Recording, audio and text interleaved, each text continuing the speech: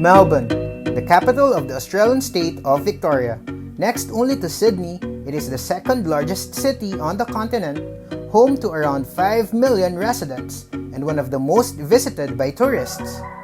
Melbourne is the 7th destination that we visited down under, and it's definitely one of our most unforgettable trips.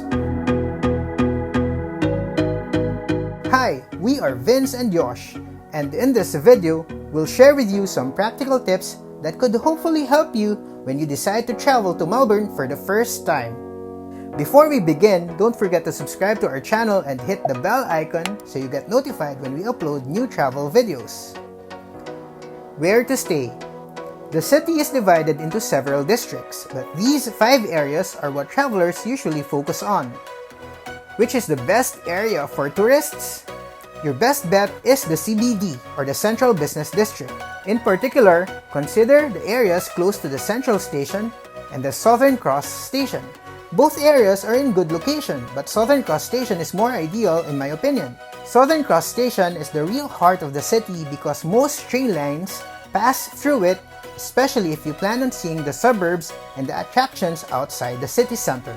In fact, I often find myself making a transfer at Southern Cross when I'm coming from Central. Several bus lines also start or terminate at Southern Cross.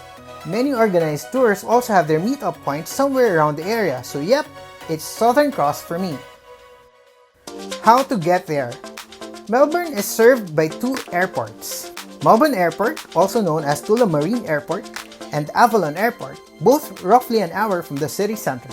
From either, the most convenient way to reach the city is by taking the Sky Bus. You can book a Sky Bus ticket via the electronic machines at the airport.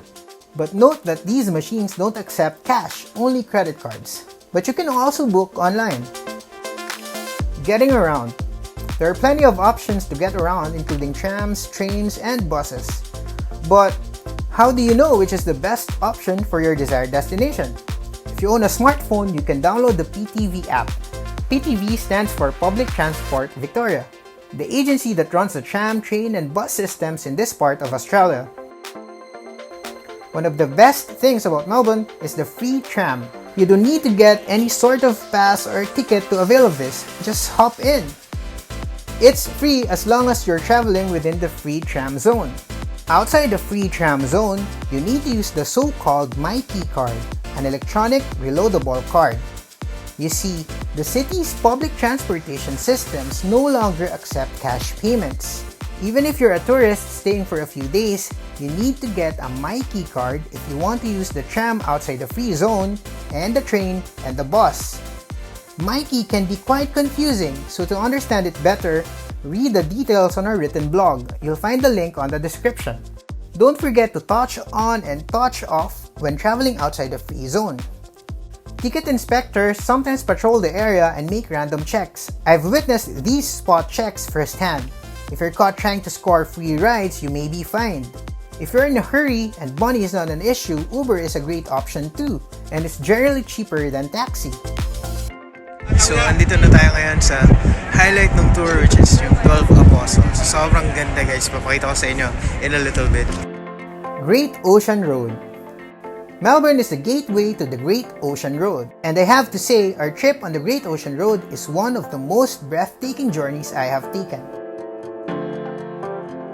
The Great Ocean Road starts from the city of Torquay and ends in Allansford, but tours usually culminate at the 12 Apostles site, a group of limestone isles at the Port Campbell National Park. The park and its spectacular views became the highlight of our entire trip. If you can only do one tour from Melbourne, make it this one. Although possible, it is not ideal to do this by public transportation because of limited options. If you have a driving license, you can rent a car and go on a road trip. Otherwise, join a group tour like we did. The great thing about joining a group tour is you get to learn more about each stop along the way. 12 Apostles siya kasi may 12 na parang islets na nakatayo sa dagat, pero ngayon yan parang 8 na lang. Queen Victoria Market. This 7-hectare 19th century market is the largest open-air market in all of the southern hemisphere. It is divided into several sections, trading a smorgasbord of products, meat, deli, organics, dry goods, to name some. Here are some of the treats you shouldn't miss.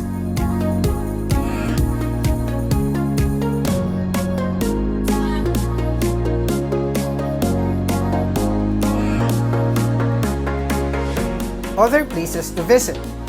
Here are more places to check out in and around the city.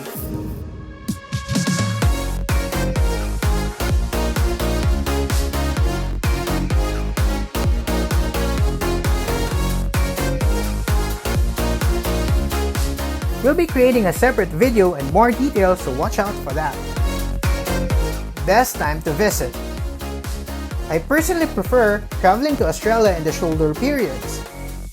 The temperatures are pleasant, not too hot, not too cold, and prices are great. Note that Australia is in the southern hemisphere, so Australians enjoy summer in December to February and winter in June to August. Oh, and one more thing. Prepare for the fickle weather. Before the trip, I'd always heard about how crazy fast the weather can change in this part of Australia, but I shrugged it off. Turned out to be true. The amount of rainfall is pretty consistent year-round, but the period between June and November gets drenched the most. Umuulan ulit. So, yun yung thing dito sa Melbourne and sa malapit na lugar. Sobrang yung weather pabago-bago. 1 minute maaraw, the next umuulan.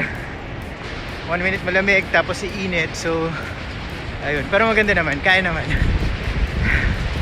Ayun na, umuulan na malakas. See you later! That's all for now. Don't forget to subscribe to our channel and hit the bell icon so you get notifications when we upload new travel videos. See you again next time. This has been Vince and Josh, and may the ghost be with you.